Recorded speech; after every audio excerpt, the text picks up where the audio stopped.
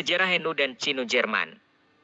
Akibat penjajahan maupun akibat kungkungan tradisi, telah menggugah kesadaran kaum terpelajar untuk memperjuangkan martabat bangsa ini, melalui jalan pendidikan dan organisasi. Gerakan yang muncul 1908 tersebut dikenal dengan Kebangkitan Nasional. Semangat kebangkitan terus menyebar, setelah rakyat pribumi sadar terhadap penderitaan dan ketertinggalannya dengan bangsa lain. Sebagai jawabannya, muncullah berbagai organisasi pendidikan dan pembebasan.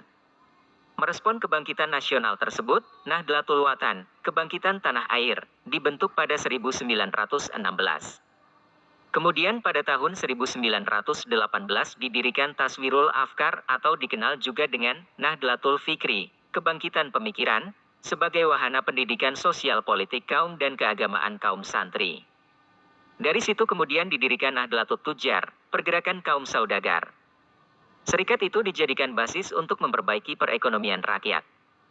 Dengan adanya Nahdlatul Tujar itu, maka Taswirul Afkar, selain tampil sebagai kelompok studi juga menjadi lembaga pendidikan yang berkembang sangat pesat dan memiliki cabang di beberapa kota. Berangkat dari munculnya berbagai macam komite dan organisasi yang bersifat embrional dan ad hoc, maka setelah itu dirasa perlu untuk membentuk organisasi yang lebih mencakup dan lebih sistematis, untuk mengantisipasi perkembangan zaman.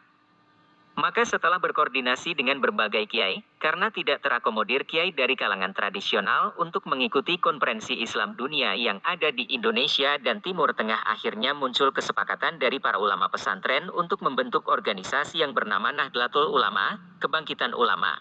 Pada 16 Rajab 1344 H, 31 Januari 1926, di kota Surabaya.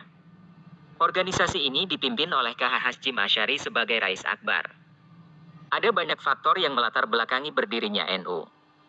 Di antara faktor itu adalah perkembangan dan pembaharuan pemikiran Islam yang menghendaki pelarangan segala bentuk amaliyah kaum Sunni. Sebuah pemikiran agar umat Islam kembali pada ajaran Islam murni, yaitu dengan cara umat Islam melepaskan diri dari sistem bermadzhab. Bagi para kiai pesantren, pembaruan pemikiran keagamaan sejatinya tetap merupakan suatu keniscayaan, namun tetap tidak dengan meninggalkan tradisi keilmuan para ulama terdahulu yang masih relevan. Untuk itu, Jamiah Nahdlatul Ulama cukup mendesak untuk segera didirikan. Untuk menegaskan prinsip dasar organisasi ini, maka KH Hasyim Asy'ari merumuskan Kitab Hanun Asasi, Prinsip Dasar, kemudian juga merumuskan Kitab Itiqad Ahlussunnah wal Jamaah. Kedua kitab tersebut kemudian diejawantahkan dalam Hitah NU, yang dijadikan sebagai dasar dan rujukan warga NU dalam berpikir dan bertindak dalam bidang sosial, keagamaan dan politik.